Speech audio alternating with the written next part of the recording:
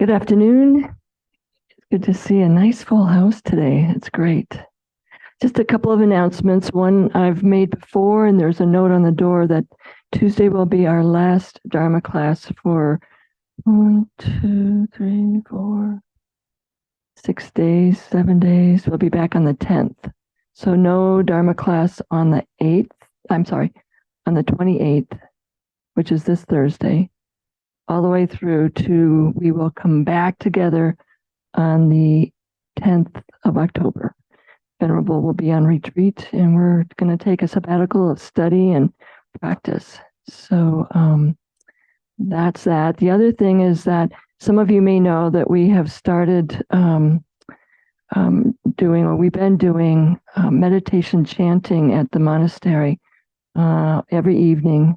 We were doing it at 7, and we've moved it up because now it's fall officially, and it's getting darker. So we'll start at 6 every night. And then on Sunday night, we do a mala recitation. So we go through 108 malas, chanting, or not chanting necessarily, but just speaking to to me, it's the beginning of the week in a way to come back around and bring our commitments, our precepts, our vows together and get centered for the start of the week, if you look at Sunday as being the start.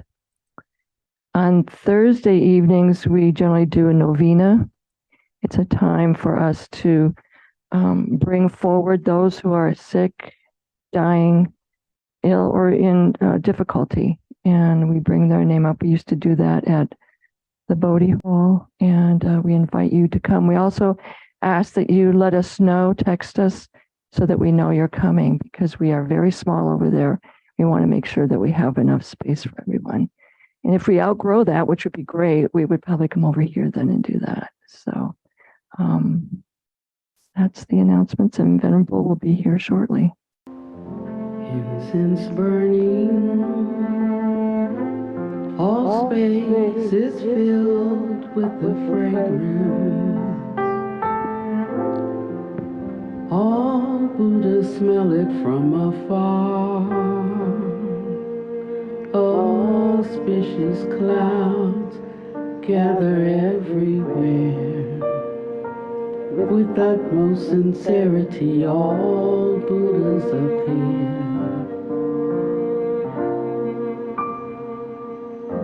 We pay homage and offer clouds of incense to the Bodhisattvas and the Mahasattvas. We pay homage and offer clouds of incense to the Bodhisattvas and the Mahasattvas.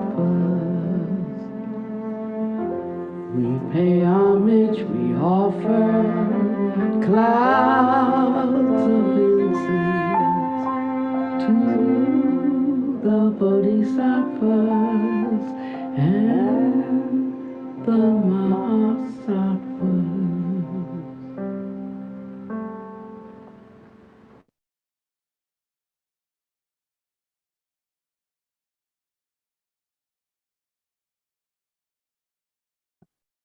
Good morning, afternoon.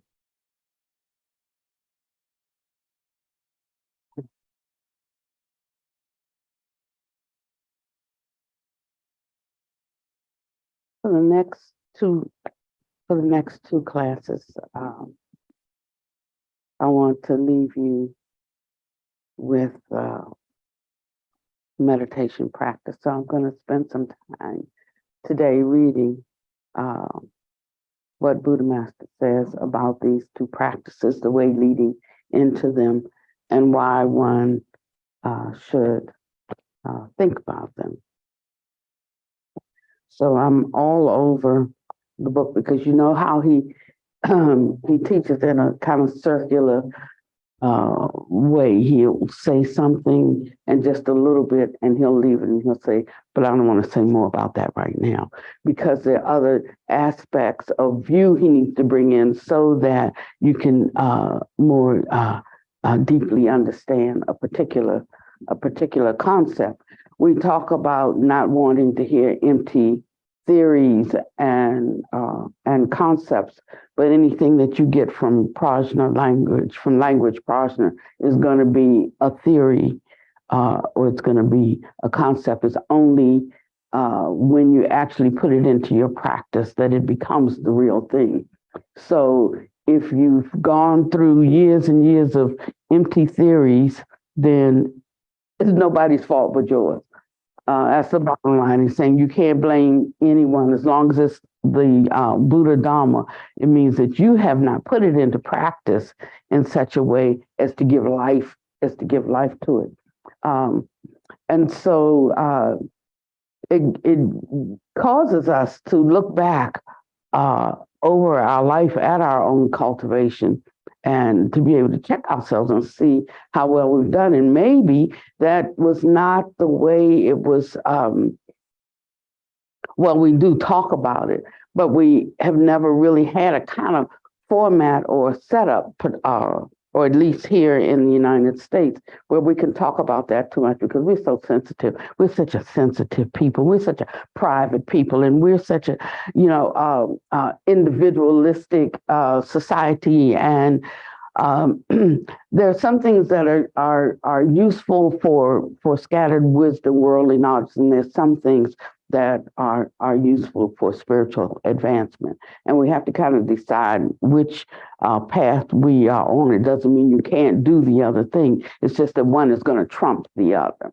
And so we find a lot of satisfaction, perhaps, in our lives, in the things that we've done, the things we've accomplished in life, whatever fame we have and riches we have accumulated and all those things.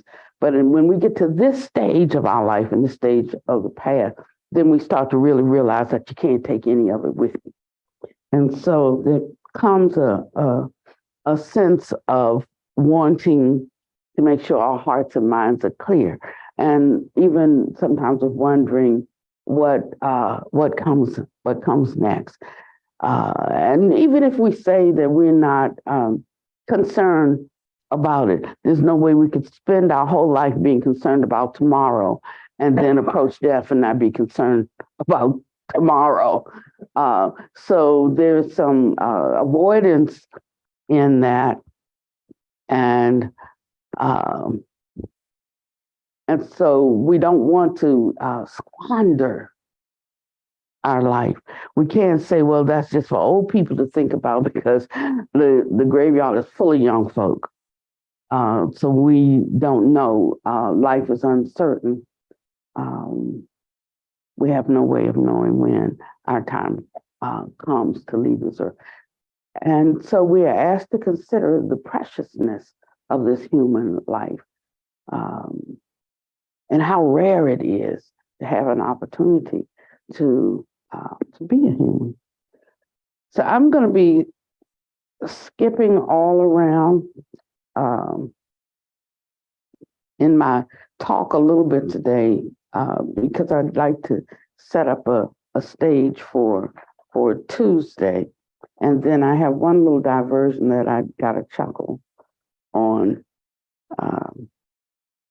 last night or this morning, and I want to share that with you. Here I will once again clarify what is called seeking the Dharma. I'm not telling you to seek the Dharma only from me, your master. Rather, you should seek the Dharma from virtuous and holy monastics, from eminent monastics, from people of great virtue, as long as he or she is good, as long as he or she is a person of great virtue, who truly has knowledge, abilities, and realizations, and you should seek the Dharma from him or her. However, you must accurately discern the quality of the person. Do not automatically call any Tantric monk you see a great Dharma master. If you do this, it will cause problems.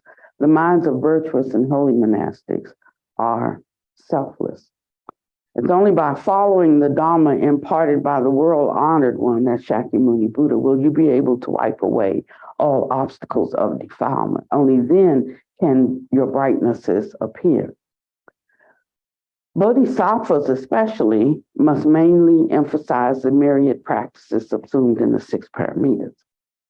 In Theravada, they've been broken out into 10 paramitas.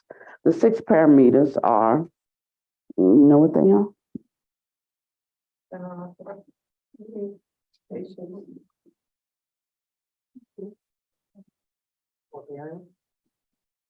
The 6 paramitas are generosity, virtue, patience, diligence, concentration, and wisdom. Throwing out young folks.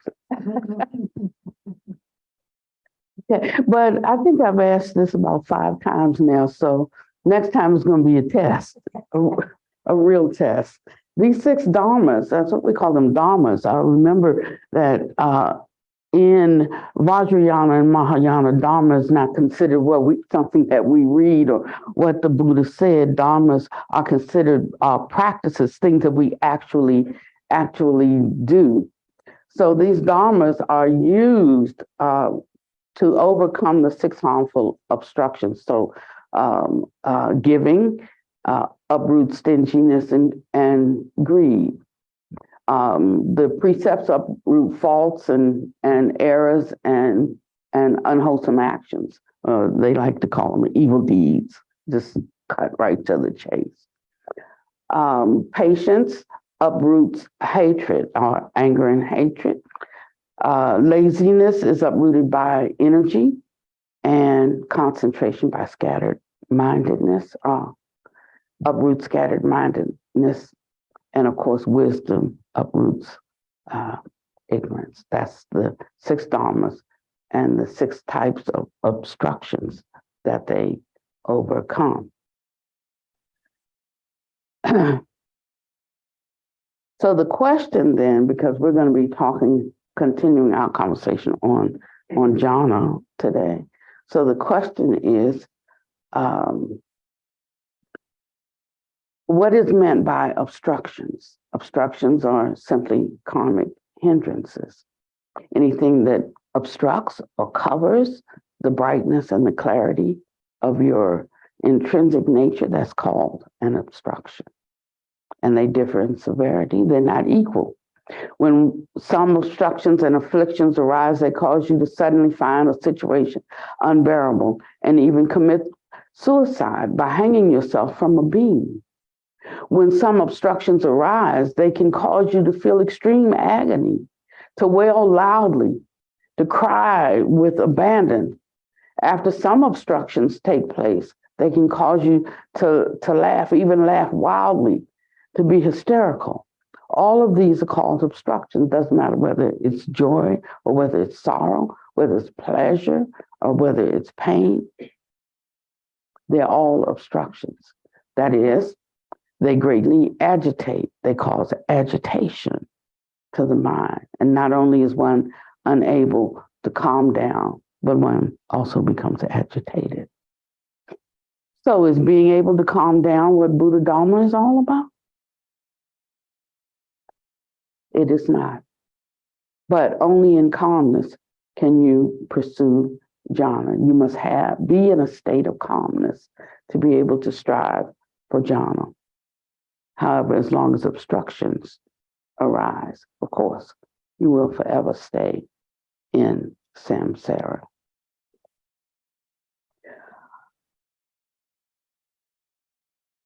I want to remind quite a few disciples who are here that cultivation must be done wholeheartedly and sincerely. You must earnestly cultivate yourselves. Otherwise, this life of yours will be wasted. You cannot excuse yourself or say that you will first slowly learn to be a good person and then cultivate yourself. That's a huge mistake. As your master, I have discerned that there are several disciples like this. It makes me feel like a knife is being twisted into my heart. I impart the Dharma to you. In so doing, I absolutely have no selfish motives and no personal considerations. I only hope that all of you truly become virtuous and knowledgeable. I hope that all of you will end the cycle of birth and death. My only hope is that you truly receive the Buddha Dharma.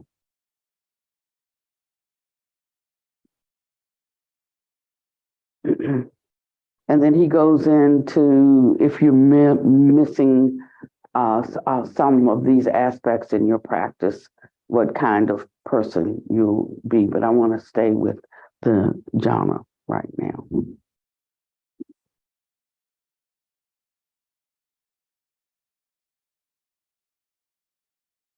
If the arising of jhana is not possible, then the arising of wisdom will not be possible. If the arising of wisdom is not possible, then there's no way to see the path wherein the three prajna lead to one vehicle. What's the three prajna? Language prajna, contemplative illumination prajna, and intrinsic. And wisdom. Language prajna, contemplative illumination, and actual prajna, wisdom. All wisdom comes from jhana.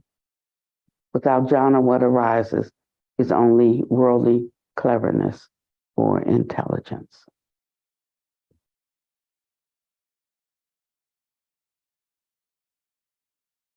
Listen very carefully. Those who do not abide in the precepts are no good while they're on the meditation cushion because they have no cultivated power. They cannot enter into jhana. You must abide by the precepts well, and only then will you be able to suddenly transcend into the Dhamma nature state. So listen to what is being said right here. I know everybody caught you must abide in the precepts well, right? I mean, we got that part because that's where our mind is constantly going to what we have to do, what we're not doing right, and that sort of thing. Because that's how we take instructions, or we take correction, like a pointing out of what's right. But it's important to catch what comes right behind it, because that's really the most important. It's like, do good because, and then it gives you the because. The because is what gives you the impetus. The because is what gives you the joy. It's or where one finds joy in the instruction, because what that gives you is what the reward is. And we do well with reward. So it tells you you must abide by the precepts. But this is why, because only then will you be able to suddenly transcend into the Dharma nature state. So there's two words that jump out at me. What's the first one? Okay, that's a good one, but that wasn't the one I had in mind.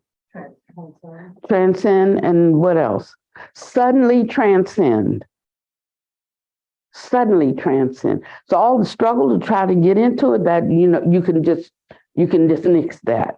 You can like just stop and start over again. If you're struggling or pressing or trying to get into a jhanic state, trying to force concentration to arise, it's not possible. It is a state that one encounters when certain conditions are right, when certain conditions are in place. If the conditions aren't there, it's better to go back and see the platform of how it arises, to see which thing I'm missing that is preventing the sudden transcendence into the Dhamma nature state. It's really important. It sounds like nitpicking, but it's the difference in being successful and not being successful. If I step across this threshold and I look in my pants were gone, I wouldn't just just keep looking, keep looking, keep looking, and trying to force my plants to materialize, I'd look back there along that path that I walked up to see where they fell off. And so it's like that. But we get to like hit a roadblock, and then we just keep trying to push the block down, push it over, push it over. He says, no, no, no, no. It's not going to be found right there. What you need is not there. Go back and go through the steps and follow your tracks and see what was left out. See what you missed. That is what is now making this impossible. And understand how it comes. So if pressing and forcing doesn't get you in it, then we should abandon that. And some of us have been pressing to get into jhana for 20 years using the same old methods. And sometimes this is simply because this is the oral tradition, 2,500 years old. I can't even start a whisper right here and get it back there to Brian, and the story's not changed. Something's not left out.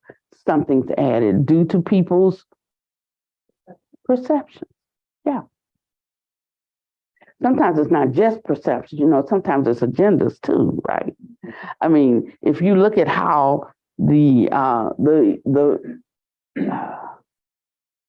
Buddha's teachings were passed down, I mean, they got together a group of 500 and they argued back and forth about what he said and what he didn't say. And, over here, he might have said something because this was a swift group and he only needed to say 3 little things and they got it. But over there, this was a slow group. He had to, break it down into 10 parts, But over back there, that was a swift group and they could go so much deeper. He broke that down into 10 parts, but 10 different parts in the 10 parts he shared over here.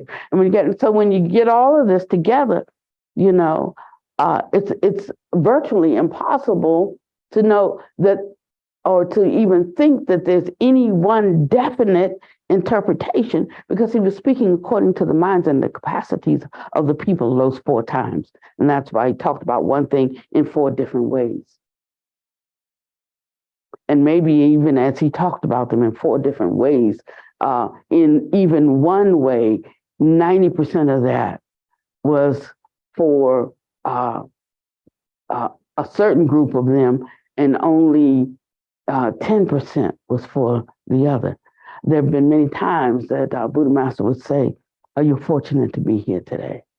Because there is one that is receiving, he's going to give them a state initiation. Nobody else is qualified to receive it. But because you had the karma to be here today, you will get it too. I have one waiting for me that Buddha Master promised. I don't know. It's no point in even worrying about it, no point in even thinking about it. Conditions change. That's why it doesn't, you can go to what do you call it? People tell you fortune. I don't call them fortune teller. There's a nice word for it. Yeah. Who go to a psychic, and a psychic can tell them something about what they see coming up in the future, but that's according to where things are when. Now, right. So if you make some changes in the future, then the future is going to change. So if you want to get a snapshot of how things look now, fine, but just don't take it to the bank, because it will shift. So that may happen, that may come true. If it's nice to think about it, that's really good. There was a woman who shared that she said that I was 40,000 years old. Actually, that's not old in the whole scheme of things, that this man 40,000 years old, and that I didn't have to come back to this world, but I'm going to choose to come back 5 times. That sister does not know me, because I can tell you That's not a decision that I make. There's a gabillion beings in a gabillion galaxies and planets. I know this is a known quantity. I take my chance. If I am a bodhisattva and get to come back, I'll go help some other folk, someplace else. But I'm saying that, and maybe I shouldn't joke about that thing, or I'll just really have to come back here. But I'm trying to make a point that nothing is etched in stone. We make mistakes, we can change. We do good, but we can fall off the bandwagon. And that's why there's certain practices that we have to do. Otherwise, the sudden transcendence into these various Dharma states cannot occur. Uh,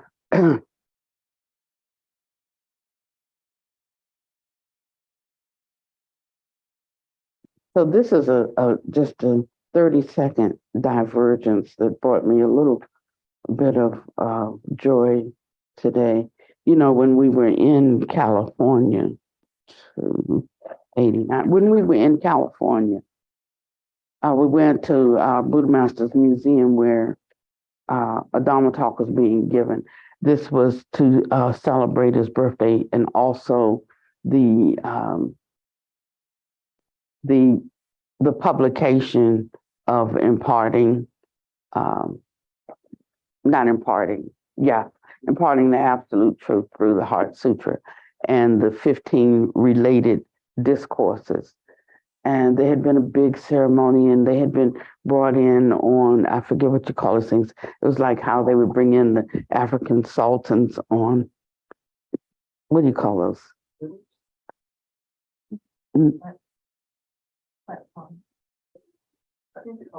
Litters, is that what they're called?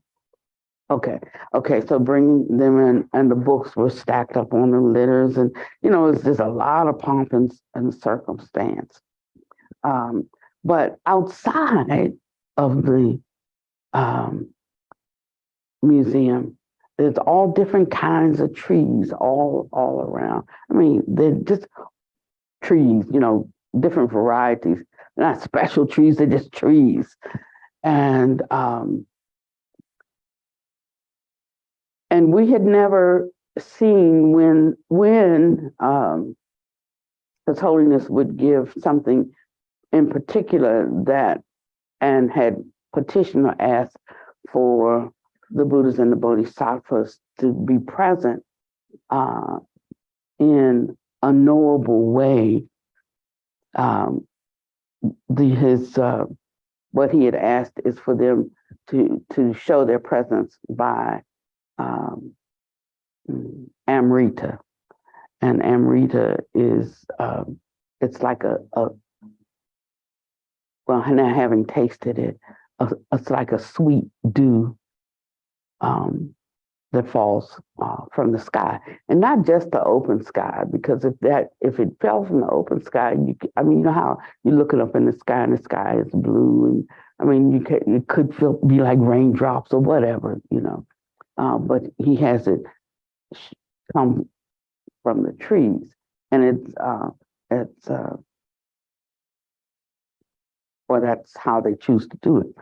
So I've read about it in books, and I've seen a lot of what you might call miracles, which are just higher laws in operation, and it's really scientific, but on a high level scientific. And I never cared that much about it. But when we started walking down the street towards the museum, there was a big commotion going on. And I was saying, the trees are all raining Amrita, all around the museum. And so they said, you got to go and experience it for yourself. So we went and we did. And in the beginning, the drops felt like really small to me. Like, is this something for real, or is it, I don't know, is it moisture in the air? I need bigger drops than this to know it's really something. So then I started, plop, plop, plop, plop, plop, and these bigger drops. And then that was it. And so I'm sharing it today, but I'm not sharing it like it was this big mysterious thing, because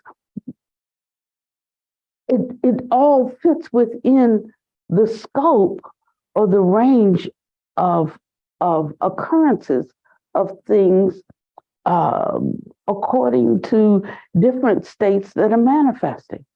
And so it didn't, it was an extraordinary thing, of course, but it felt like an ordinary thing. Like what would you expect at such a grand occasion?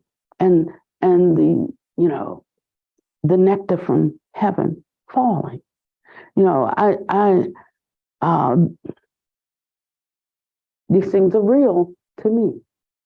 Beings, other classifications of beings are real to me. I just don't think that the whole universe stops with human beings. I hope not. I and when I read what Shakyamuni said, and if you want a really good explanation, read the Majjhima Nikaya Sutta 120, where he starts talking about the different gods and the different worlds, and to make sure that you didn't think he was talking about states of mind, he kept reiterating after the body dies. And he talked about different states that people could go into, so that there was some reason for this more than just to have a good mind in this life. But he was telling them what's after and what determines where there is a body that comes into being based on the karma that is ripening. And so he says in here,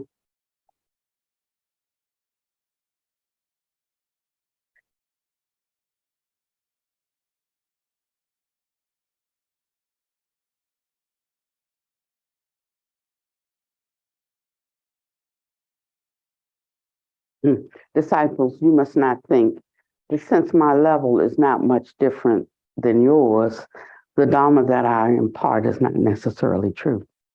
I want to remind you of something.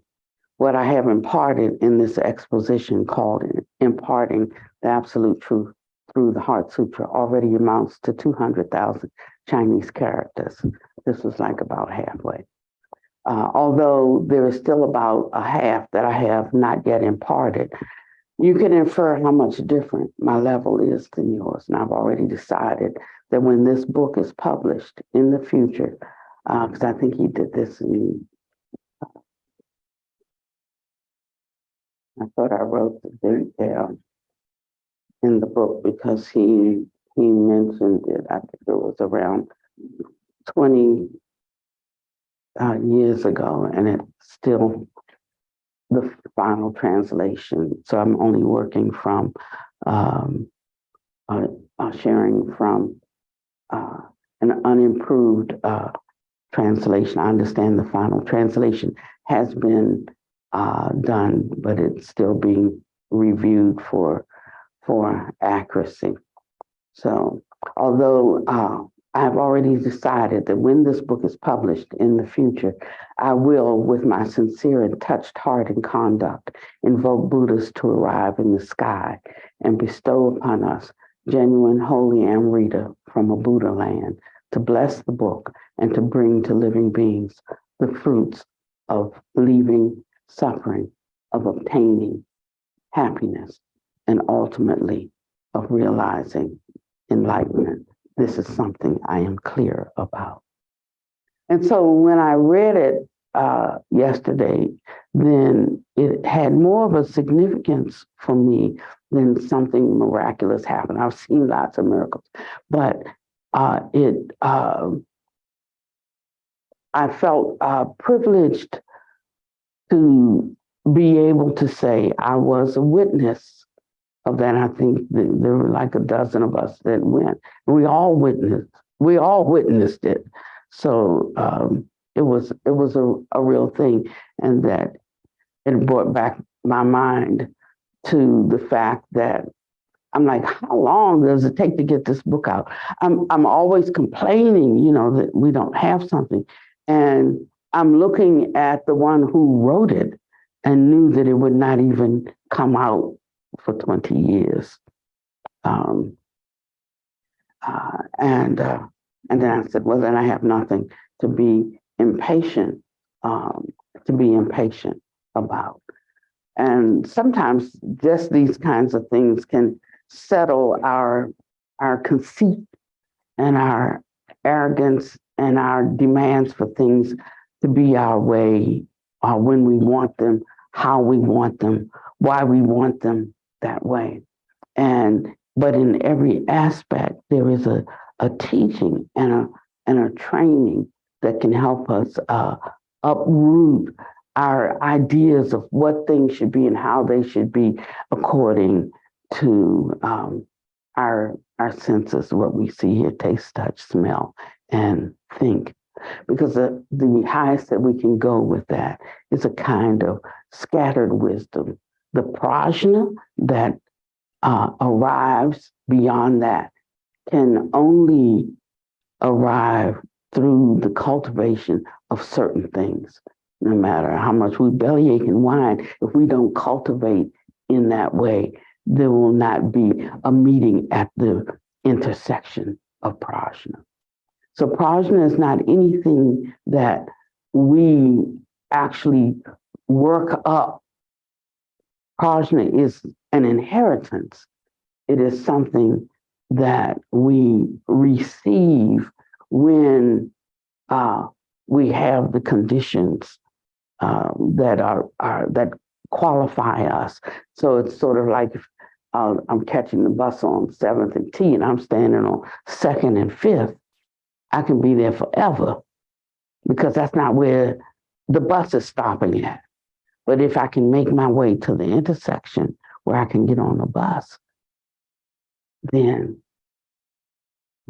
that's the only way. It's not going to make a U-turn and go cross town and pick me up. I make my way. And so if you thought of precepts and you thought of practices as something like that, that gives you the directions how to arrive at the intersection where the bus is, then there would be a different appreciation for them.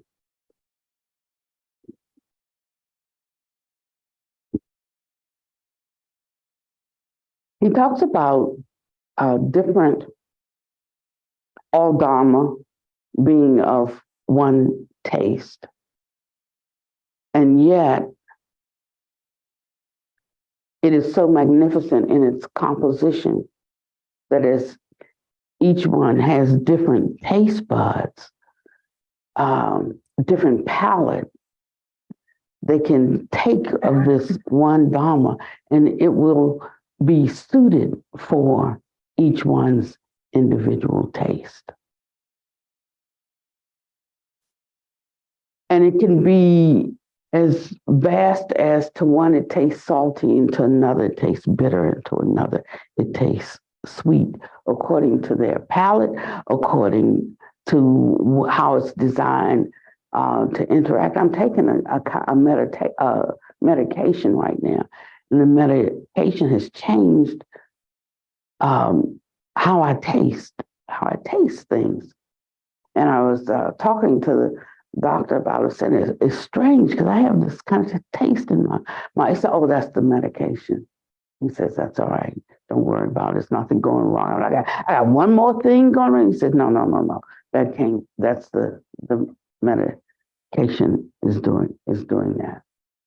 And I was like, "Yeah, but how can this is designed to be sweet? How can it taste bitter?" I said, "Of course, it's helping me because it's helping me not like a lot of sweet things right now." He says, "Well, that wasn't designed, but that's the way it's coming out. That's a good thing for you." So I'm saying, yes, it is. So sometimes the way we receive the Dharma, it may be bitter, but it's a good thing for us. And it's actually taking us to the sweetness that we had in mind. But there needs to be a little bit of shifting of the palate for us to be able to take it. And so he was talking about the Shravaka path, the hearers, the Dharma hearers, and a path is like a road or to be traversed, right? And there are preparations. It's like running a marathon, and they have water stations set up all along the way. And you're running, somebody runs out and gives you a bottle of water so that you don't have to stop. You just keep running. And then when you finish that one, there's another one, and then there's another one. And he said that the 37 factors of awakening are like that. The 37 factors of awakening in the Theravada. You know, the Theravada is sort of what's remaining from the Hinayana path. And it is a necessary aspect of training for a foundation, to establish a good foundation. I mean, your house is only as secure as your foundation is. Because when the rain comes and the floods come, it can easily slide off the dirt into the water unless you have a strong foundation. Even when you have one, it can leave cracks in it. And the house can become destabilized. So the most important part of building a house is its foundation. It's not the prettiest part. It's not even the part that we hang in, you know, but it is the most important part. And so they're foundational teachings that we learn. If we have if we denigrate those teachings, we will find ourselves lacking further down the road when we get to the bells and the whistles that we think of something that's just a decoration. It's like the icing on the cake, and if you cut through the cake and the whole cake was icing. And so the substantial part are those cultivation practices.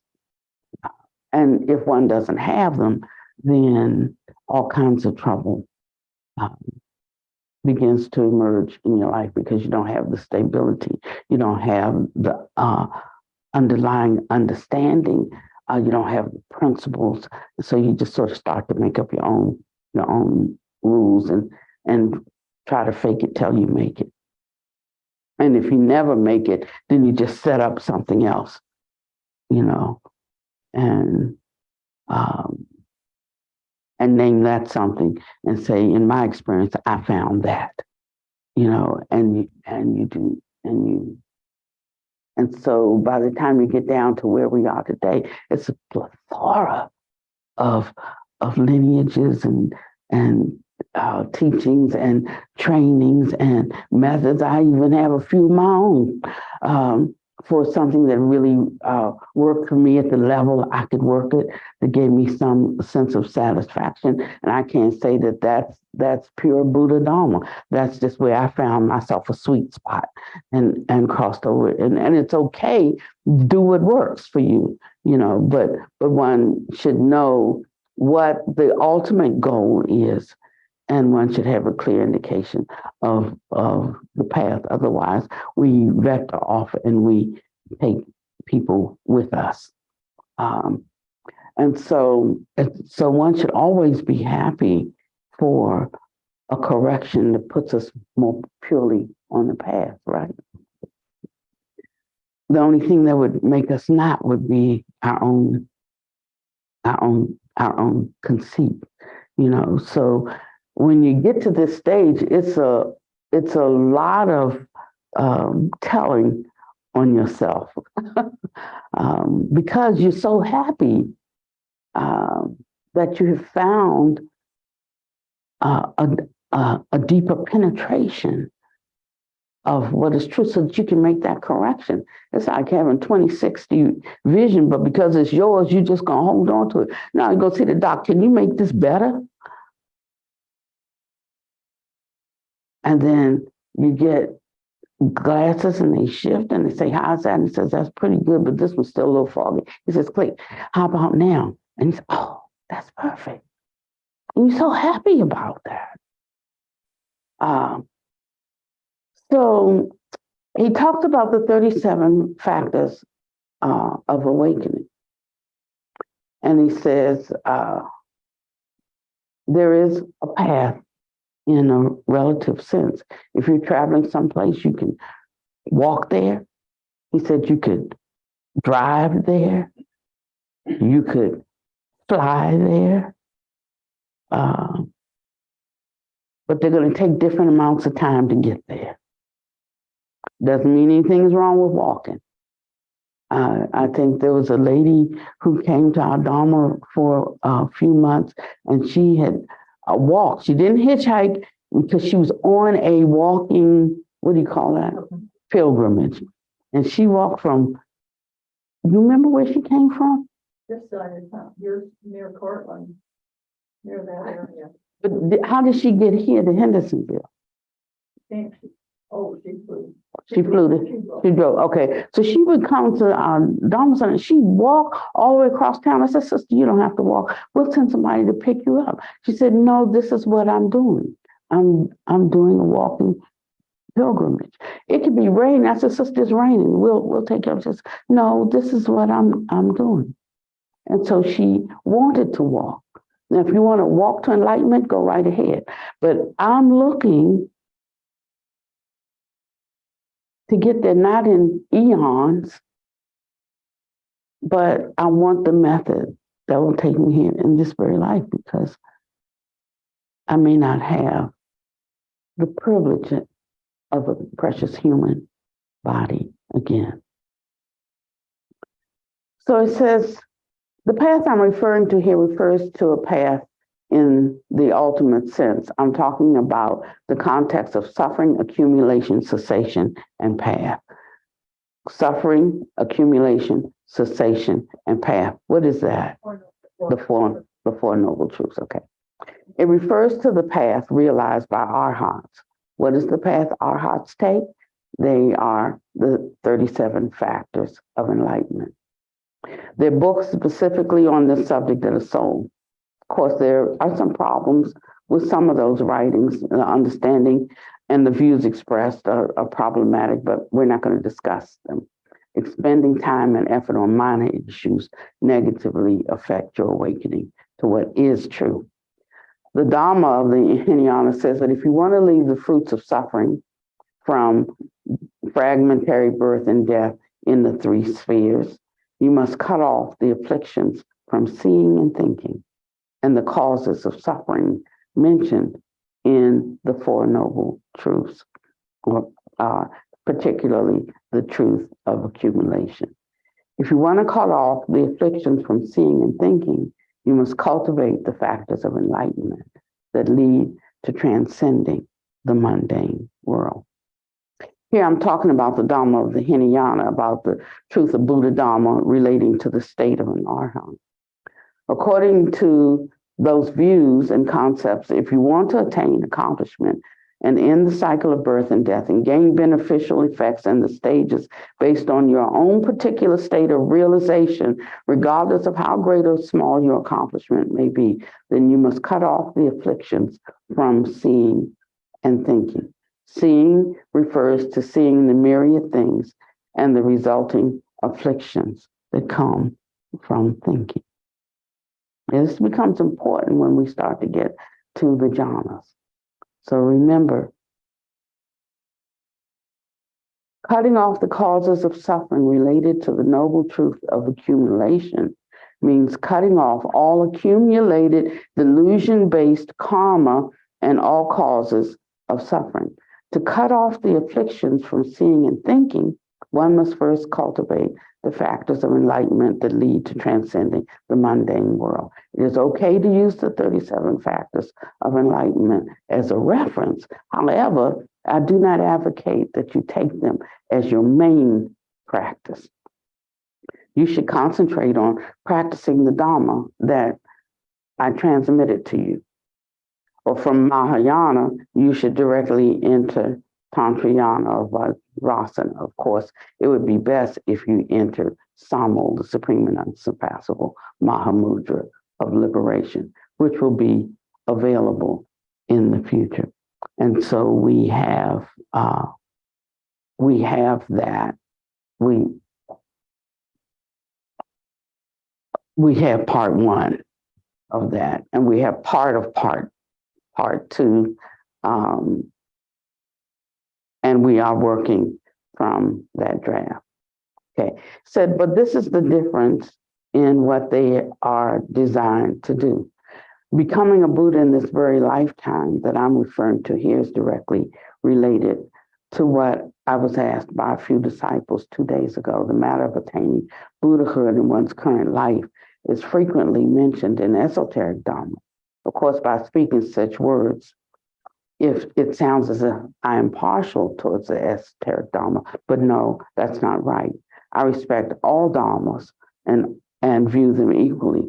As long as it's imparted by Shakyamuni Buddha, we should respect it. Each Dharma, however, has its own benefits. As long as the Dharma corresponds with the practitioner's spiritual capacity, then it's a good Dharma for them. And so he begins to explain what this really means about becoming a Buddha in this very life. It says, since I mentioned the esoteric Dharma, I'll speak about it a little bit. In the esoteric Dharma, becoming a Buddha in this very lifetime is discussed very frequently. At this point, I will sincerely inform you, disciples, of something. There's no possibility of you becoming in this very lifetime the type of Buddha that Shakyamuni is. That's impossible. Even Maitreya Bodhisattva, the next Buddha, is waiting. Even he has still not realized Buddhahood. Even he has to wait to become a Buddha at the Dragonflower Assembly. How then can we speak of becoming a Buddha like Shakyamuni Buddha in this very lifetime? This issue tells us that if we want to become a Buddha in this lifetime, we first and foremost must have such confidence. This is our own internal cause. With respect to external causes, once we have confidence that we can become some level of Buddha, we will naturally make every effort to receive all the possible support from within the whole Dharma realm. We can then at least become a Bodhisattva. That's like if you shoot for the moon and miss it, you still land among the stars. But if you shoot for the top of the jungle gym, you just don't get that. So it's speaking to us to arouse the confidence that this intrinsic nature that we talk about, we can say that we all believe we have the intrinsic Buddha nature or the emptiness, shunyata, all of that. But do we really, really believe it? Is that just what we say because that's just what our teachings say? So he talks about one really actually aligning up in what their internal acknowledgement is, because without that, you are not setting up the condition even for the possibility. It's like if I think I could walk across town, and I don't know what it is, 3 miles, 5 miles, that I can make it, and then I'm thinking I'm not gonna make it. That's impossible for me to do. So he talks about how one's mind, what one thinks, has to line up with what one says, what one acknowledges, and then there are other conditions that have to be in place. He says, so this is our own internal cause. With respect to external causes, once we have such confidence, we will naturally then make every effort to receive all the possible support from within the Dharma realm. And we can at least become a Bodhisattva because this is planting causes to acquire certain karmic conditions. This is a matter of one's own state of mind. Additionally, if you really want to become a Buddha in this very lifetime and made a firm and resolute determination, then know that a Buddha has 3 bodies and 4 wisdoms. Another designation, sometimes they call it 4 bodies and 5 wisdoms. In esoteric Dharma, there is no Zhangrang great perfection. It takes at least 12 years for one to successfully attain the great perfection through the great perfection Dharma of esoteric Buddhism, it is possible that one will still be able to experience great benefits in even 12 years. Although the realization one attains from practicing such a Dharma is not as great or supreme as the realization attained by Shakyamuni Buddha, one can nevertheless at least realize the three bodies of a Buddha, the Dhammakaya, the Sambhogakaya, and the Nirmanakaya, these states in this very lifetime.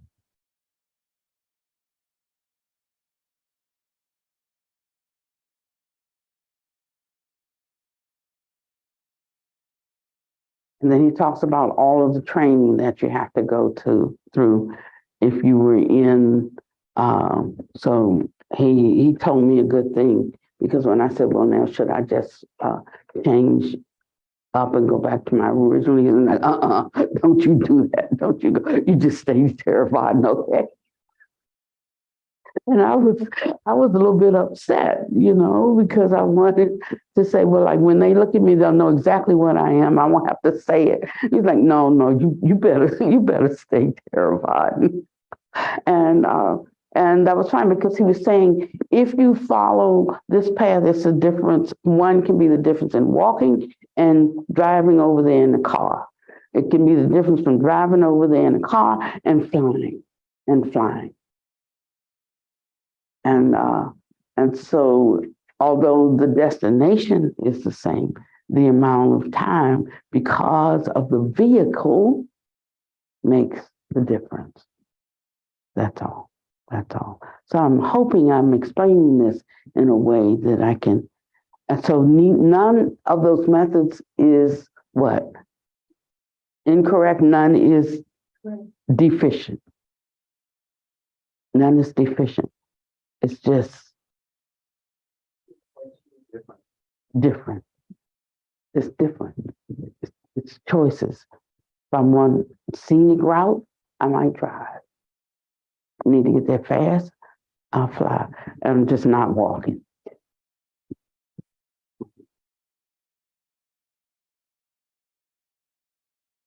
So becoming a Buddha in this lifetime is nothing other than realizing the state of the three bodies and the four wisdoms of a Buddha. It is practicing such Dharma and attaining certain degrees of realization. The Buddha can emanate countless Nirmanakayas. You might manage 20 or 30 Nikayas. As a matter of Dhammakaya, your Dhammakaya is not different from that of a Buddha. However, it would still depend on whether how perfect your realization is, whether it's biased or based on correct understanding, and whether it is that of an Arhat, a Pachika Buddha, a beginning Bodhisattva at the dry wisdom stage, or a Bodhisattva who has reached one of the higher number stages of realization. It's a matter of the level at which your state of realization would be. Even in the case of people having the same Dharma, it is not necessarily true that they are all able to learn that Dharma successfully to the same degree or the same extent. It's not necessarily true that they're all able to learn that Dharma because first, it depends on each person's own spiritual capacity. Second, it depends on their own sincerity. Sincerity is a type of faith. And only after one has that kind of faith or sincerity can one give rise to vows. So many times we take vows in order to be able to learn something. But the thing is, we have to learn something in order to truly take the vow. So many of us have taken vows,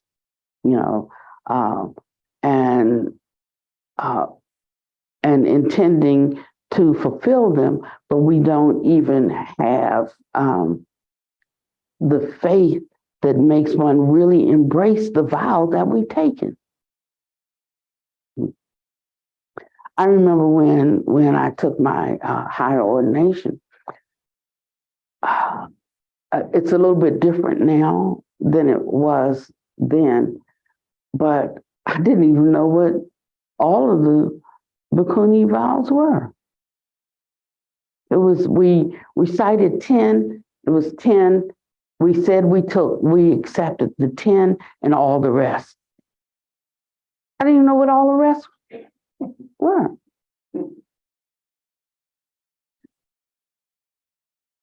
And later when I heard what some of all the rest were, I'm like what Buddha said at the end when he was leaving. He was saying, it had started with none.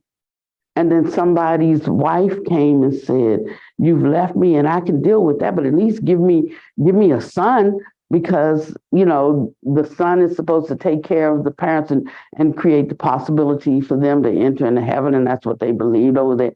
And in India, so they said, I at least need a son. So he helped her have a son. And then the Buddha got on and said, that's when the first precept came. Hereafter, must be that the celibacy precept. That's when it came in. Because you could see he was creating karma and cause and condition and starting a family. It goes on and on and on. And then after that came another, because somebody did something, somebody took something, somebody stole something, somebody lied, somebody, and then it just kept building. And the males have 200 something, and the females have 300 something. I think we have 300 Theravada, 311. And the Mahayanas, Bhikkshunis, I think they have like 358. It's a lot. But when he was dying, he said, basically, everybody wishes they were walking with the Buddha, but I'm not so sure. Because if you came to Buddha with any, our little trite foolishness that we have, the way he fixed that was a rule. It was a no. If something was confusing, banned it. For instance, there is a precept around eating garlic.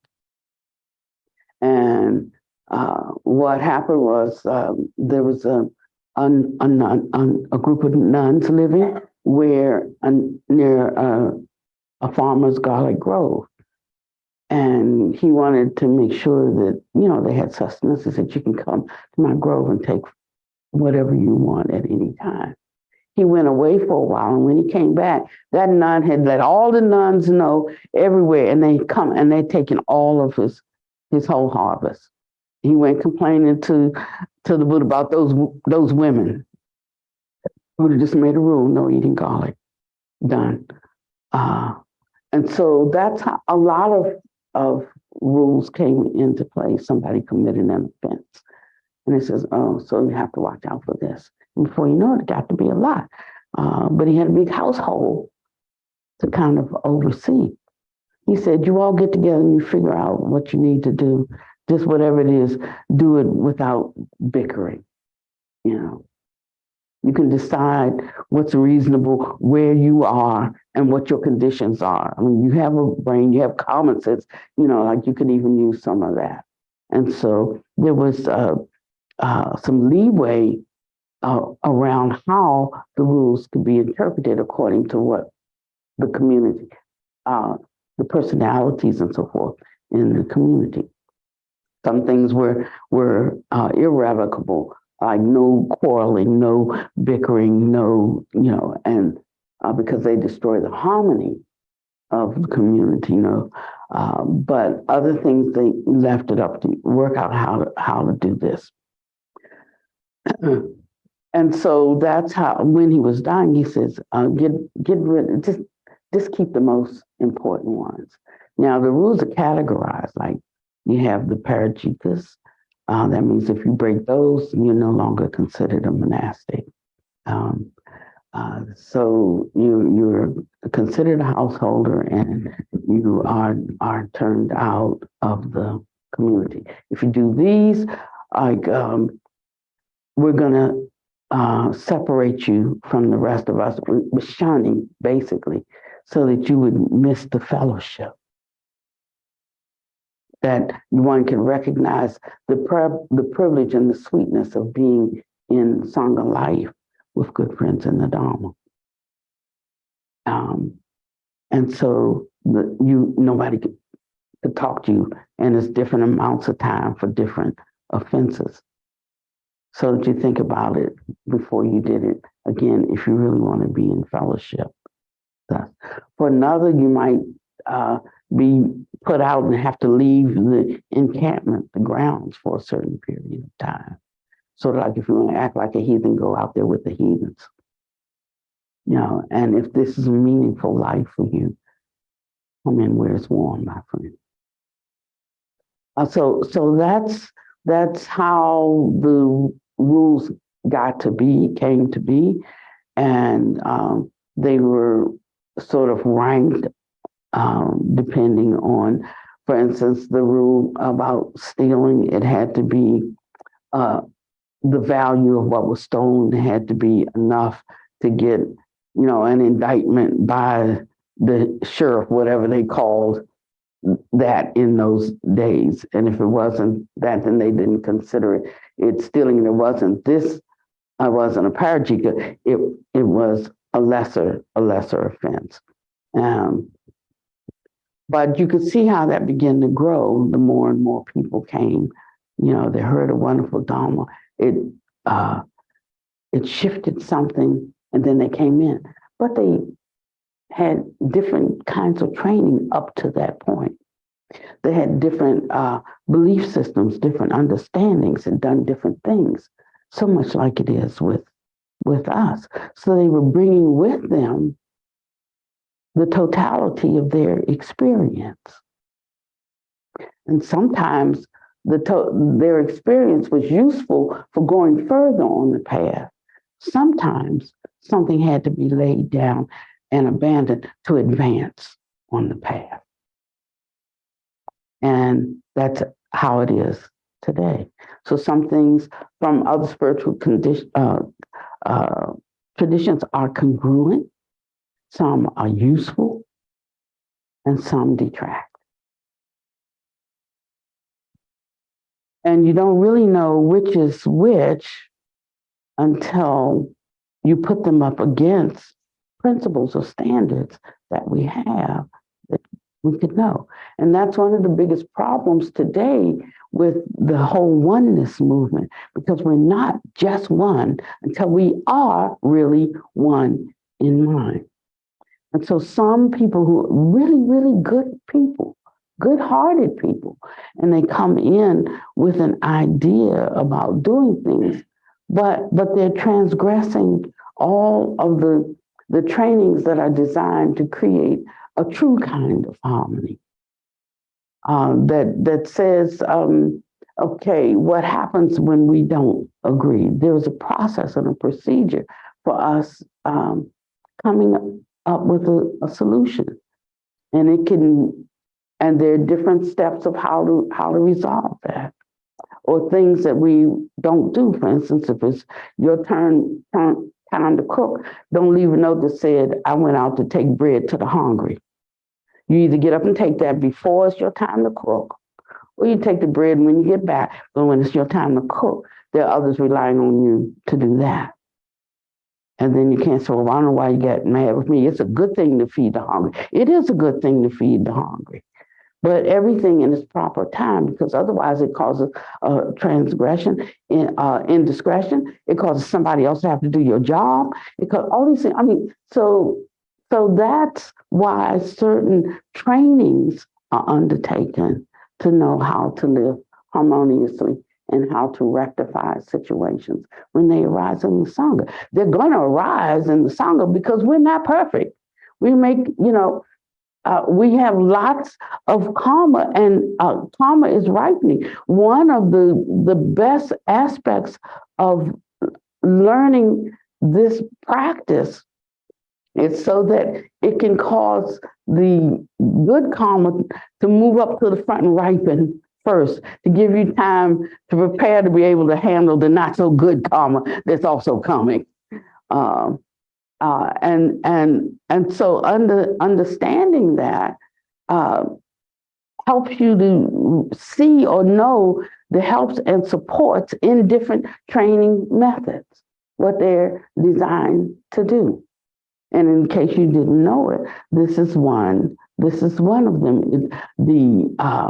A lot of the practices that we're doing to turn the mind, to sweeten the mind, to transform the mind, is to allow the karmic consequences from those shifts and those transitions to ripen immediately, so that they bolster and encourage and strengthen you, make life easier for you, good fortune comes your way, and wisdom starts to bud. But those things you did that are also going to bear fruit, they're not gone.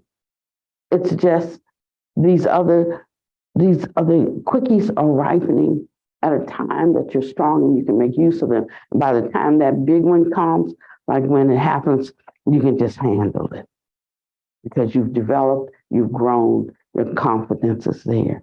You're understanding how to walk out the path, and you're seeing the fruit of the shifts that you're making in your mind and in your heart as you're walking out the path.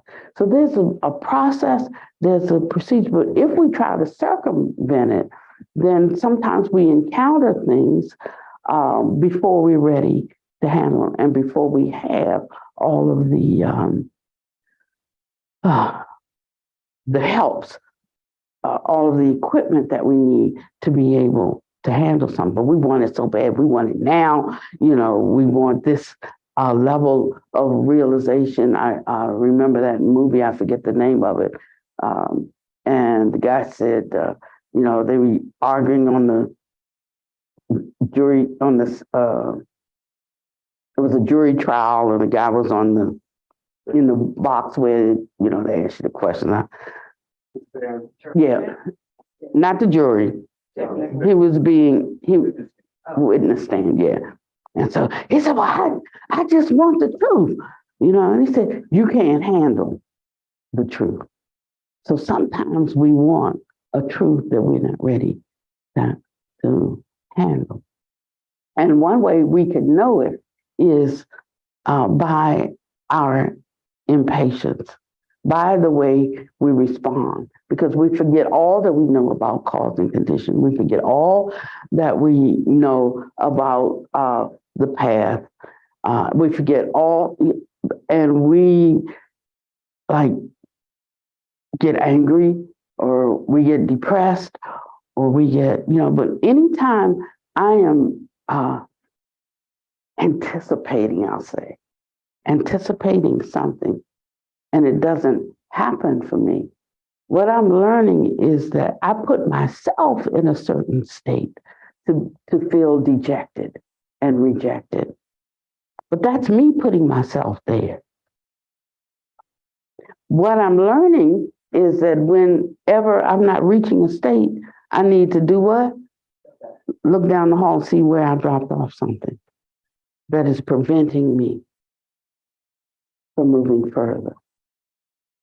And so I love the way that he just tells you what it is, and a little bit later he adds a little bit more to it, and a little bit more to it, and a little bit more to it, and a picture starts to emerge of what we're doing, where we're going, why it's possible to go all the way, why it's possible to go further than we could go before, what we need to pick up in cultivation, what we need to lay down, and how our intellect, our scattered wisdom, is not the same thing as prajna. And we are accosted by prajna at the right time, but our knowing, ordinary knowing, can't take us there. Neither can our ordinary body do some of the things that a transformed body can do. It can look the same, but it's not the same. And that's a conversation for another day.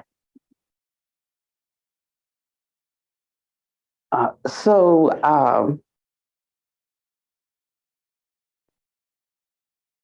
I want to go back to what he actually said about how to use, because, getting in the first John, I mean, like, that's really all you have to do. It would be like, say, this is the first John, and I'm filling it, right? And there is no second until the first does what? Fills up and it overflows. Then I need to grab a second.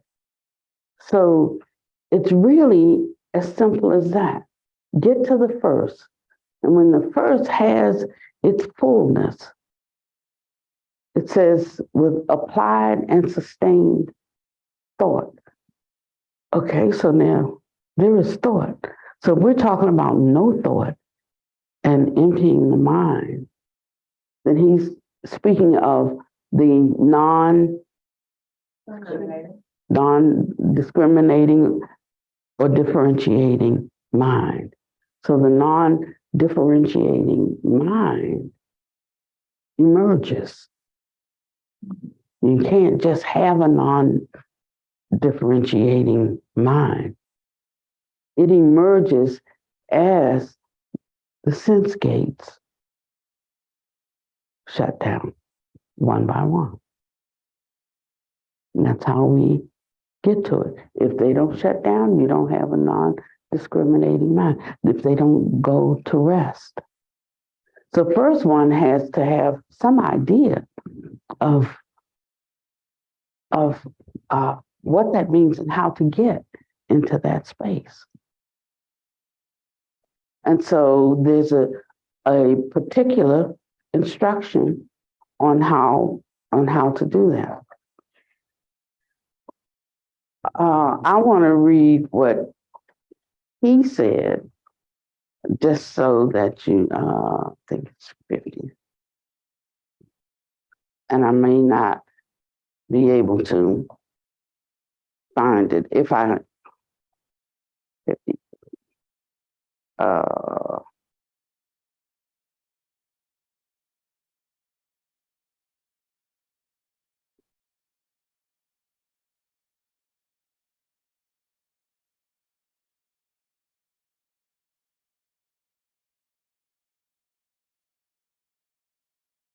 All right.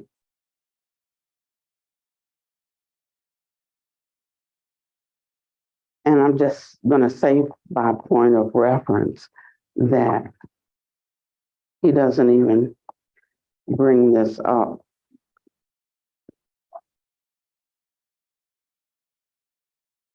until we're on, in my notes. I'm at page 280 something. Is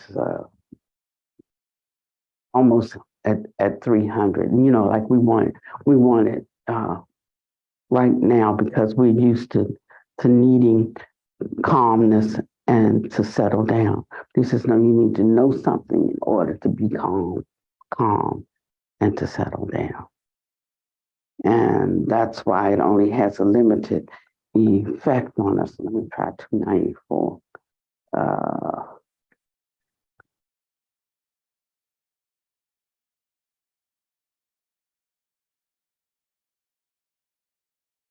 Okay, so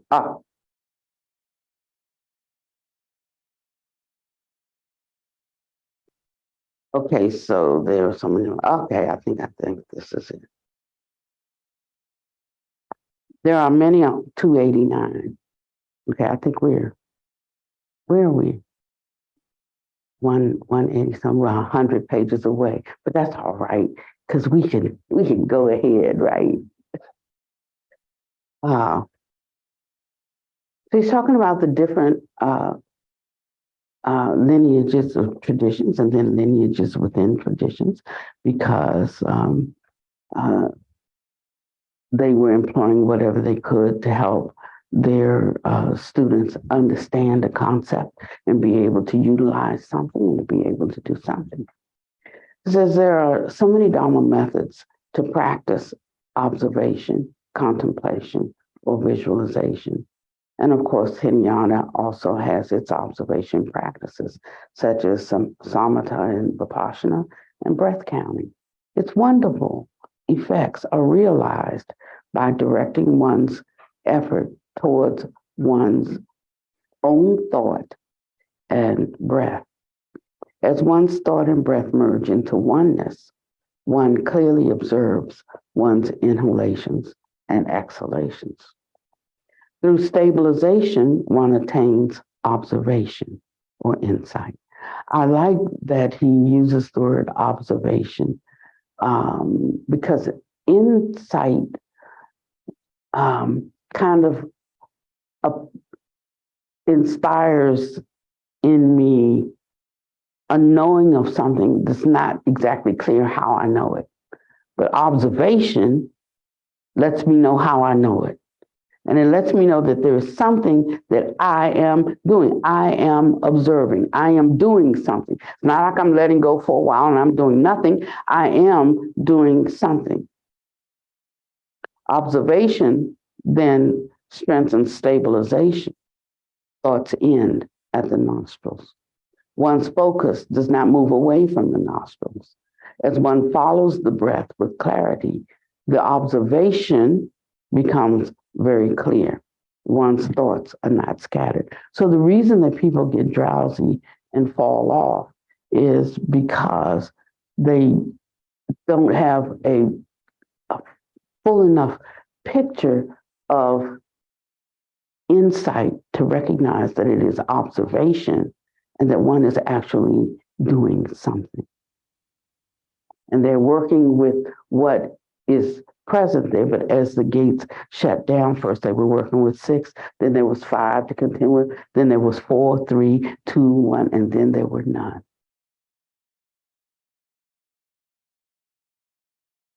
So by the time I come back from California, everybody should at least be in First John. Okay. This is really simple. It doesn't get any simpler than this. And we know that the goal is not like for calm, but it is to see to taste and experience the emptiness that our marvelous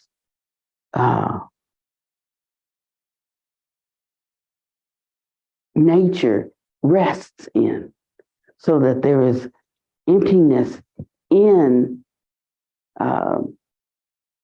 this is a real world. I'm really sitting here talking to you, you know. So when we talk about emptiness and there is nothing, it doesn't mean that this does not exist. All of this exists. It exists, and in a different way, it does not exist. And you can't see the two as both simultaneously existing. It's got to be this or it's got to be that. Got to be this or got to be that, because that's the obscurations of our mind that and our dualistic thinking based on information from the sense gates. But when that begins to fall away, you can see that this is that there is a false concreteness, because everything is impermanent. It has no original essence of its own. Everything from this body to the walls to things that happen in our life come as a result of causes and conditions coming together, and they create that. Man and woman come together, they create a baby. You know, we mix, I don't know, powder and water, and we make drywall. Drywall just didn't boing, appear. So everything is that way. From all sentient beings, all living beings. That could be living beings that don't have sentience, like viruses, to inanimate objects like the rug. This rug is things cause this rug to come into being. A lot of things, from the person who wove it together, to, I think this is wolves to the lamb, who that they sheared, to the processing, to the dyeing, and voila, we have rug, but rug has no original nature. Everything in this world, I mean, even this world came as a result of something else. Some other things colliding, creating a spin-off, and a whole bunch of conditions. So in that sense, it's not real. And if one can really make the mind understand that then we'll know that only causes and conditions hold things together. And when conditions change, things will change. And that there's a way that we can know what conditions or what changes to interject into a situation that shifts it and brings about either a desired effect, but certainly a change. And the more skillful we get at being able to see clearly what that is, because we're not muddled, checking out, don't want to deal with it, can't deal with it because I'm so mad I can't see right now. All of those things, all of those hindrances. And so the first thing is having that crystal clear, lucid quality of observation well developed in us. And however well you develop that, that's the way the rest of your journey is going to go. Whether it's a 6-month journey or a 20-year journey. Let's go all the way back to the beginning and pick up what dropped, or what wasn't known, or what wasn't developed, or what wasn't cultivated. Okay. So observation then strengthens stabilization. Thoughts end at the nostril. One's focus does not move away from the nostril. As one follows the breath of clarity, the observation becomes very clear. So your thoughts are not scattered. One does not enter a muddled, drowsy state. So anybody who starts to get drowsy when they're sitting, observation and stabilization in balance. This is correct, Jana. If stabilization is without observation, like you're not a participant in this process, it doesn't count. Or if in the midst of observation, one is not stable, then this is a meditational defect. I will not say more about this at this time. So I wanted to show you how the two are coming together right now. So one's not thinking, I'm abandoning one for something else that I'm not even sure about. He says, you'll be sure about it if you perfect this, because you will have heightened your capacity for observation and your ability for stabilization that allows, instead of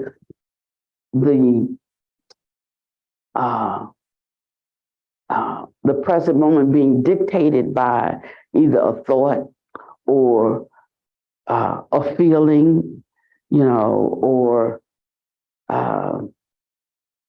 and that could be a physical feeling, like how you get the itchies when you sit, especially if it gets really quiet. Then or you sat and you thought you were in like this is a really good posture right now.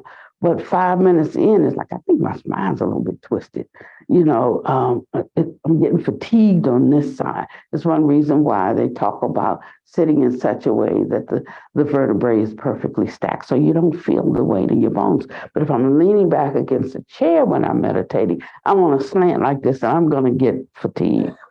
And so that's why there's the sitting up. It doesn't matter whether you're on the cushion or in the chair. We try to do it the Eastern way. But if we haven't been squatting for 30 years, it's it's a distraction. We're not trying to do a pain thing. We're trying to get into the most optimal posture that will allow us to do the work we're doing when we go in. And at this time, the only thing we're doing is setting up, and it starts with a C. Nope, another word. What? Nope.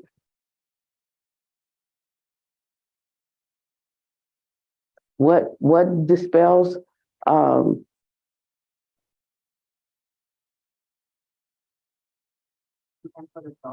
nope, not that deep. I mean, keep trying. How many C's can y'all think of? I mean, when we sit on a pillow, we sit on a pillow to do what? Thank you. Concentration, to steady the mind, to take us from scattered wisdom. The scattered wisdom is trying to figure out how to handle things, how to resolve things, how to take care of things. Sitting down my tick list of what I need to do, why I need to do it. Then somebody intrudes that bothered me and I don't even like them. And then, all of these things, right? And he's showing you the way to do that. But the main reason why is so that the concentration can arise that allows for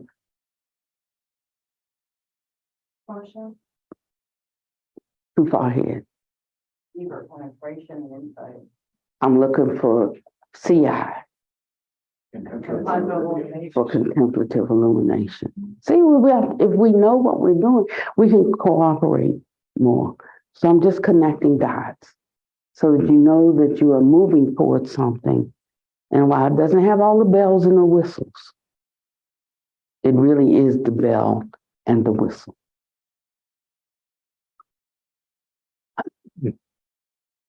So this is setting us up for contemplative illumination. And after contemplative illumination is perfected, it allows, was the very first thing I read today.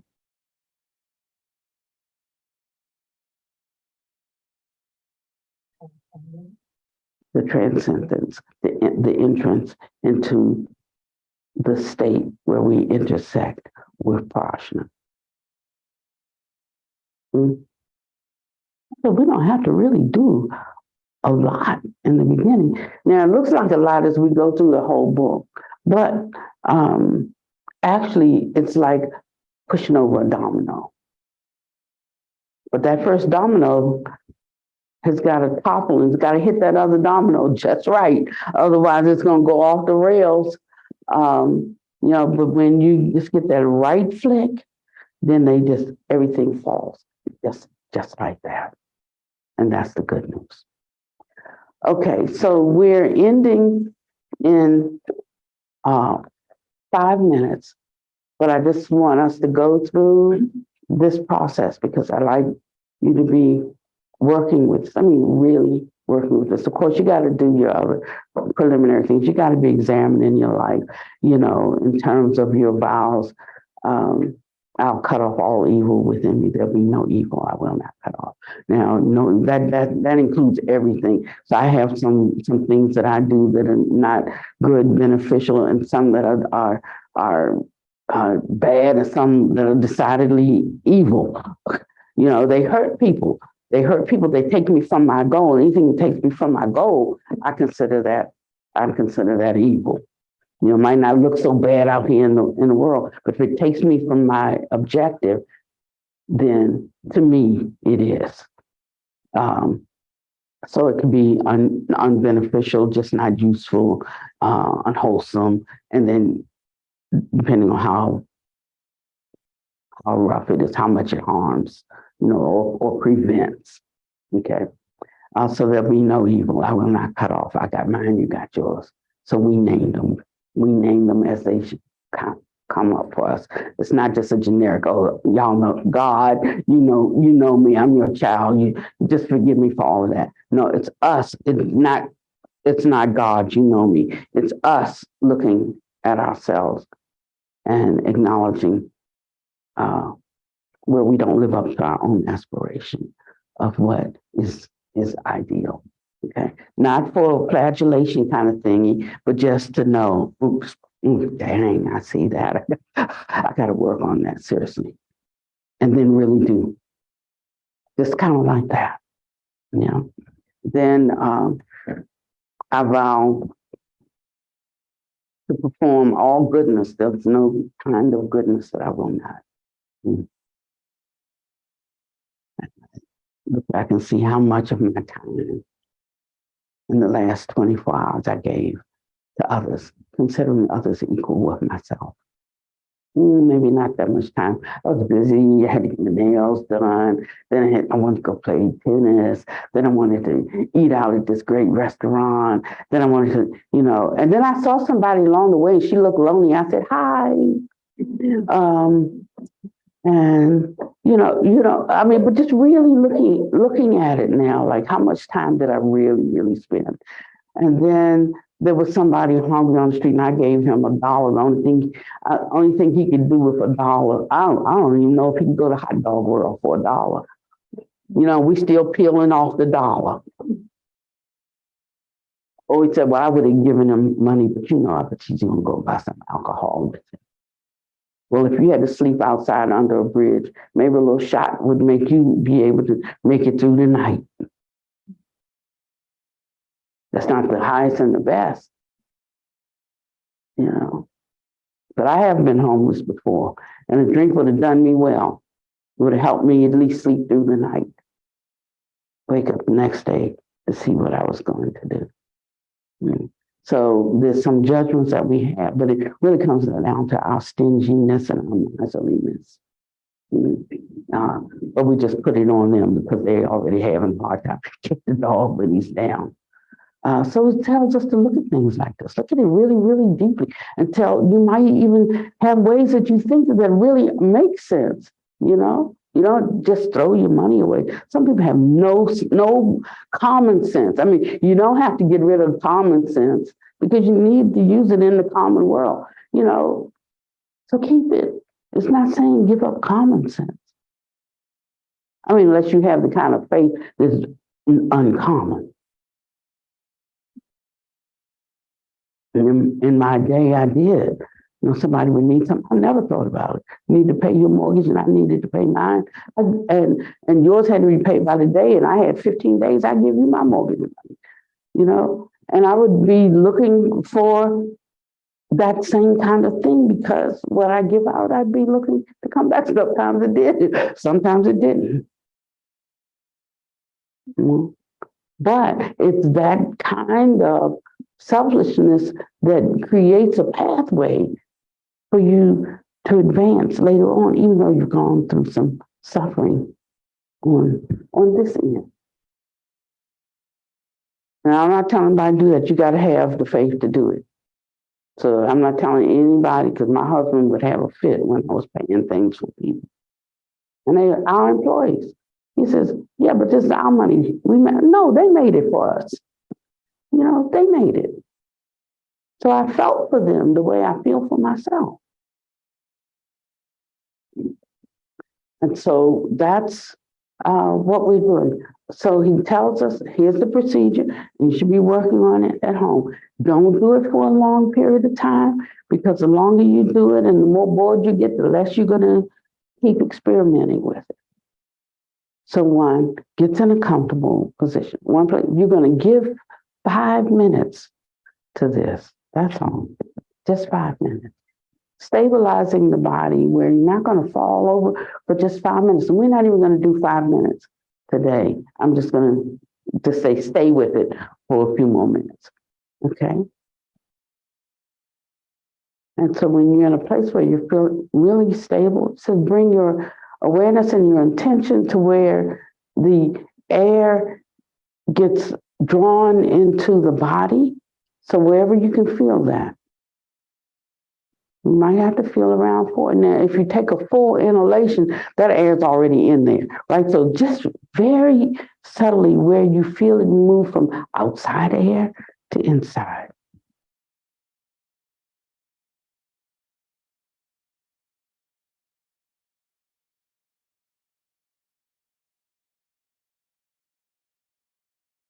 And bring your attention there.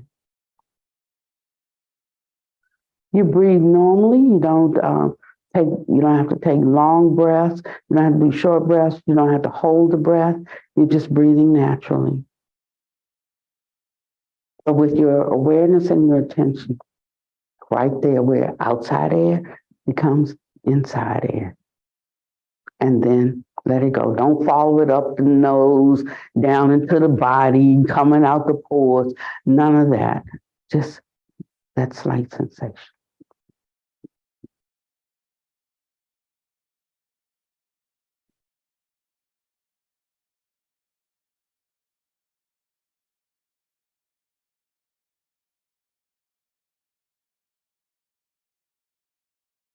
Pay attention. This is observation. It's not relaxation. And so you begin to observe things about this inhalation and exhalation. The temperature of the air.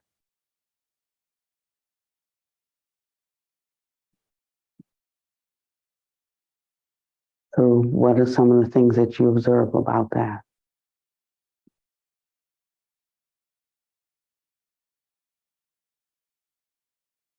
Why don't you call it out?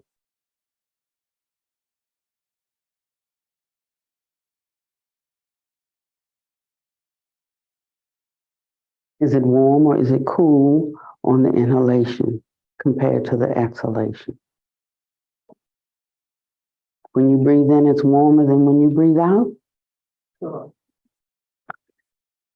So it's cooler when you breathe in, warmer when you breathe out.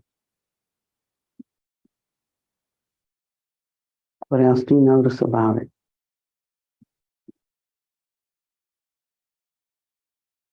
Mostly the left nostril. Okay, so The right nostril is more open than my left. all right. What else? That's good. What else do you notice? Slight wet, Oh, what? slight wetness. Wetness, moisture. Okay, good. What else do you notice? Silly a little. I'm sorry, I can't hear you. The hairs of the nostril up to the lip.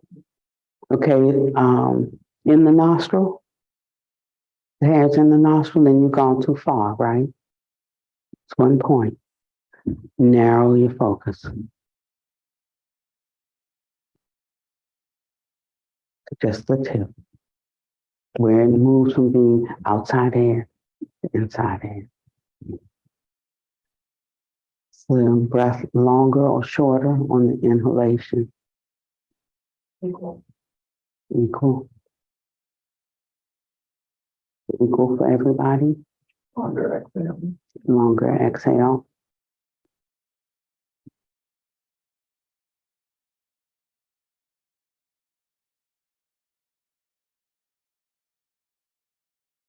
So that longer exhale is not following the breath from where you filled up your lungs or whatever, but just the time it takes to cross that spot. Like a sawyer sawing a log, but his eyes never leave where the teeth of the blade meet the wood.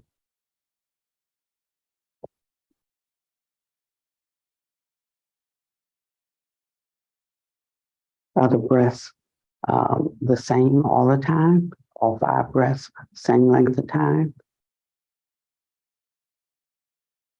Yeah. You're really good. Your body is really regulated then. So some of these breaths will be longer than others. Some will be shorter than others unless we're trying to do something to regulate our body.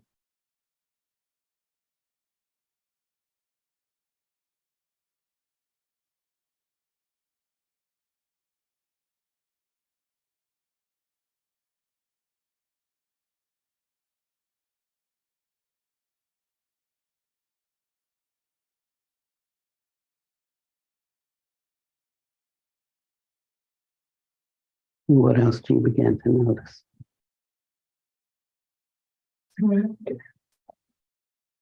I'm sorry. Breath is smooth. Sometimes it's smooth.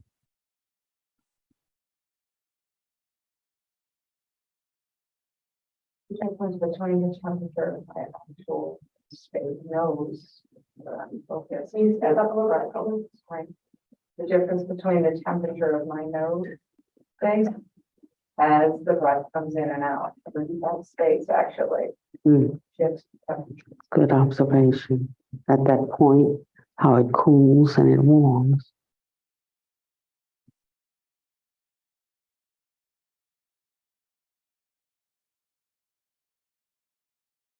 Sometimes I do one by one. That was a smooth breath compared to the last one. That was a choppy breath.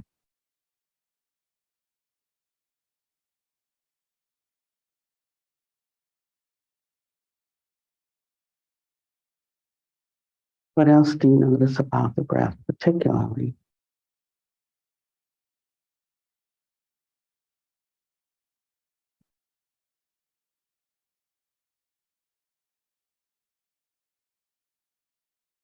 No thought attached to it. It just happens. Well, it kind of takes,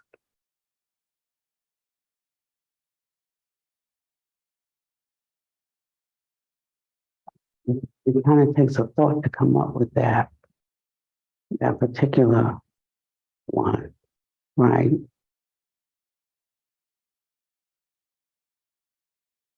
So now, mm,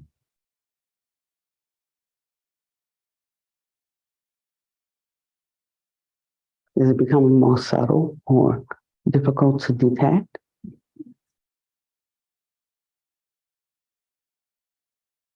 So you're having to concentrate more intently. When I say concentrate, I mean observe, not think.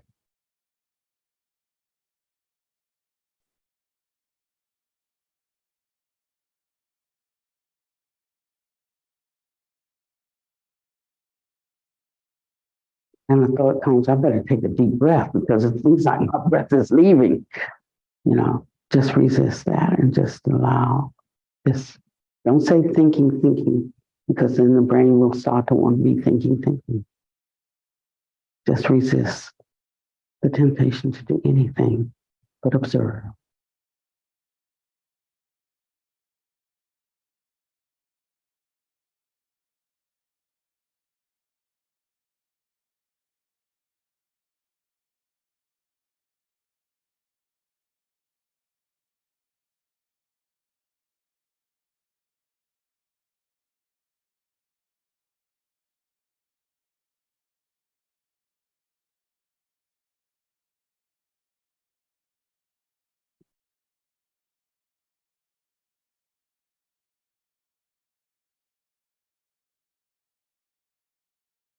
And as long as one is observing,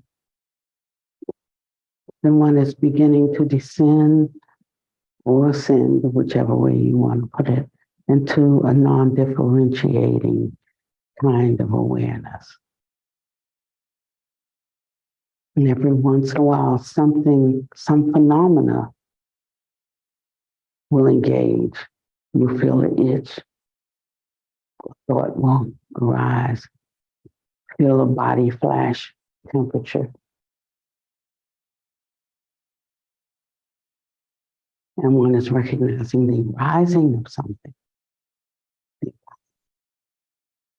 And then it goes away.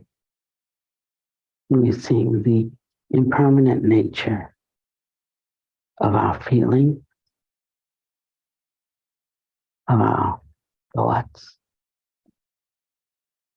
of sensations, even in the visual field, in the vastness of the emptiness behind the closed eyelids, of light flash here and flash there, just impermanent phenomena.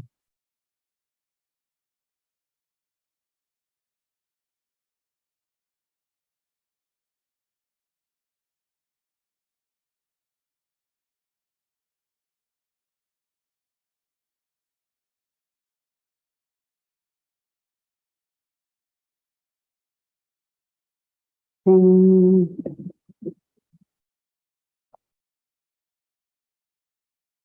Now, that's all I want to ask you to do. And I only want you to do it as 5 minutes, as long as it still feels good. When you can do it in 5 minutes went by so bad, increase it to 7 minutes, then increase it to 10 minutes. And try to do it twice a day. Somebody's ticking you off at work, run to the restroom right quick. And right there in the bathroom cubicle, give yourself 3 minutes, 3 minutes of this. Something you're getting ready to deal with, or it's something going the wrong way. Could you excuse me for a minute? I'll call you right back. Run, go in your room and you sit and you do this and see how one's mind and energies are transported. And how all these things that are popping up like popcorn, they will start to level off, and you'll know where that non-differentiating space is. And it's on the basis, the success you have with this at this very, very, very first level determines the whole rest of it. And when the joy starts to arise, then with applied and sustained thought, one enters into the first jhana, accompanied by, there is something that comes to accompany you. And there will be a kind of joy, but the world didn't give it to you because you're checking out, basically. The world didn't give it to you, you know? So it's nothing outside that's happening. You're finding some kind of spaciousness and some kind of light, some kind of stability that was there beneath your, this is who I am, this is how I am, right there. And that's what needs to be developed. And then the very next thing is, once you recognize that, then there is not only a joy, it speaks of a joy and a pleasure. And this has some excitement with it because you recognize that something is happening here, you know, and I'm not really like doing it. It's nothing is making me experience some kind of pleasure. Not something making me experience it. It seems like nothing is making me experience some kind of tranquility, some kind of joy, and it has a little bit of excitement to it because there is some kind of engagement happening. It's almost like an anticipation, you know, but don't follow the anticipation, like steady, steady. And when that anticipation builds and builds and builds, builds and builds and builds and builds until it's full, I mean, it's explosive. It's almost hard to take. It says you'll even tremble, you'll shake. You know, you don't be looking for shakes. And don't say, you know what, I was sitting there and I started trembling, and so I don't even want to pre-program. But it is an experience that's not born of the activity of this world. And you know that you have that resource. Out of one's belly comes rivers of living water. And then if you get that far until it spills over, that's like being thirsty and you see an oasis.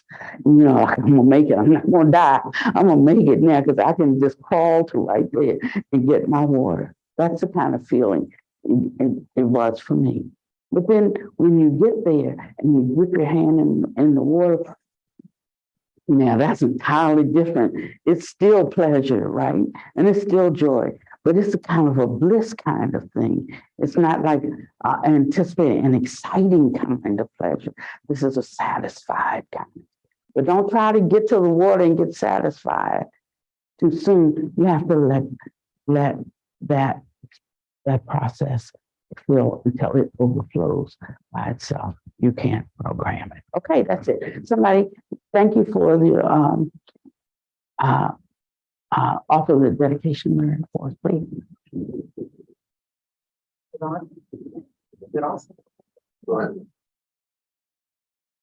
May we be like the crystal of grass, and cleanly, swiftly, and completely cut away the root causes of our greed, hatred, and our suffering, as well as our delusion, so that we are more open and ready to experience and rejoice in the peace and happiness and the causes of our peace and happiness. May they increase for ourselves and others, and may we rejoice equally in the beauty of them both. Silence.